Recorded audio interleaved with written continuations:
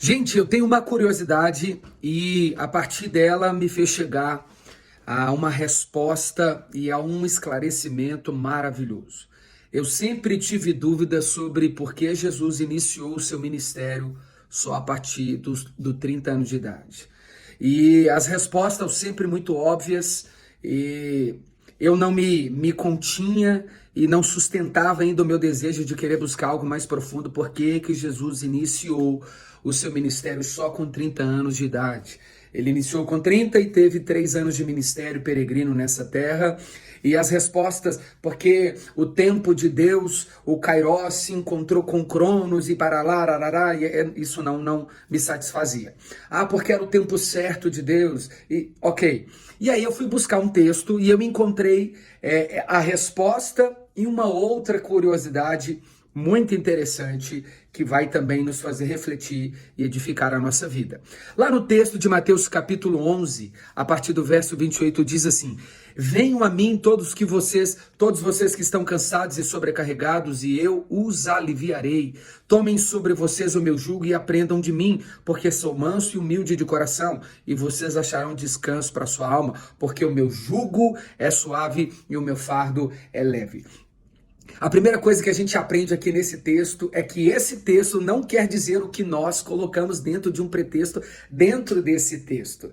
Esse texto não fala sobre um descanso físico, sobre exaustão após um dia de labor, de trabalho. Não tem nada a ver esse texto. Obviamente que ele pode se encaixar de maneira aplicativa à nossa vida. O pregador está ali, Jesus pode te aliviar do seu cansaço, ok? Mas dizer que esse texto quer dizer isso está fora de contexto, então não passa de um pretexto. Esse texto está envolvido dentro de uma tradição.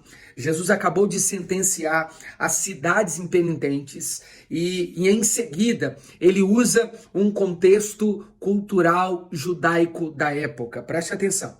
Haviam duas principais escolas rabínicas naquela época, a Beit Sefer e a Beit Talmud.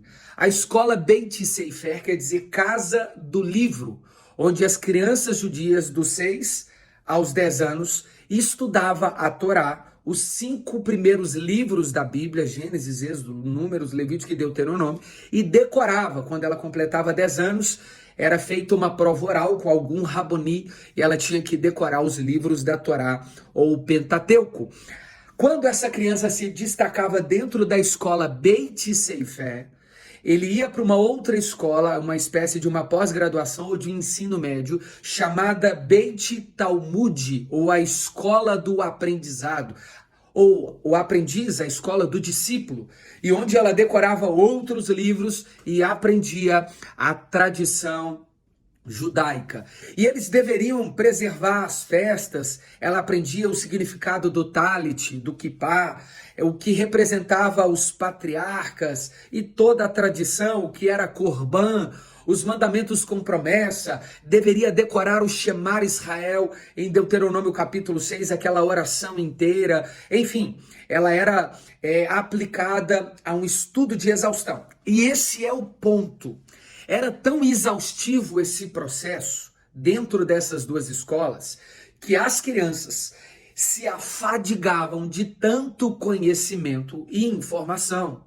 E isso era costumeiro entre aqueles que eram israelitas, essa tradição de aplicar os seus filhos à exposição da Torá e de maneira exaustiva. Isso cansava emocionalmente e o intelecto e a espiritualidade dessas crianças. E eles tratavam isso sem uma dosagem que balizava entre a saúde necessária espiritual e passavam da medida para uma religiosidade sem precedentes, o que excedia o contexto que eles deveriam estar inseridos, em glorificar a Deus em todas as coisas, não apenas por conhecer a lei, mas por aplicá-la no viver prático diário. E é por isso, nesse contexto, nessa escola, que eu descobri por que Jesus inicia o seu ministério com 30 anos. Porque ambas as escolas, para que você pudesse ser um raboni, outorgado pela tradição judaica, você precisava ter no mínimo 30 anos de idade. É por isso que Jesus traz para si o direito de ser também Raboni de uma escola, porque ele concluiu a sua faixa etária necessária que delimitava a autoridade sobre toda o ensino. Então Jesus, com 30 anos, inicia a sua escola com respaldo da tradição judaica. O segundo motivo, porque Jesus também era um exímio judeu, então ele dominava a Torá. Por várias vezes, ele confundia a sabedoria de vários escribas, mestres da lei, enquanto estava no templo, e por isso Jesus, ele também tem o direito de ser também o Raboni, o mestre, um conhecedor das escrituras. Então, matou aquela minha curiosidade. A segunda questão é que nasceu, então, esse contexto de que Jesus chama e tem o direito de criar a sua própria escola, como o Talmud e a Beit Sefer, e é por isso que ele diz, a minha escola, a minha maneira de discipular não é como a daqueles rabonis do passado, que cansavam exaustivamente as crianças. Aprendam de mim que sou manso. Os rabonis aumentavam pesas, cargas e duras cargas, e isso atrofiava a espiritualidade daquelas crianças e adolescentes, e quando se tornavam mais velhas também. A religiosidade causava cansaço. Aqui o fardo e o jugo são delimitados a partir de uma tradição rural da época. Se colocava em cima de um burro.